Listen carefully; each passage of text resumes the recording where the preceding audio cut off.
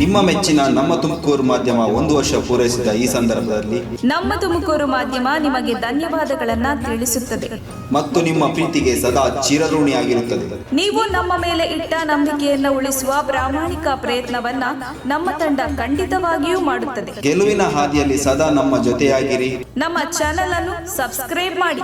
ಸುದ್ದಿ ಅನ್ನೋದು ಬಾರಿ ಕಥೆಯಾಗದೆ ನಮ್ದ ಜೀವ ಗಾಳಿಗೆ ಬೆಳಕಾಗಿದೆ, ಗೆಲುವಿನ ಹಾದಿಯಲ್ಲಿ ನಗು ಮೂಡಿದೆ.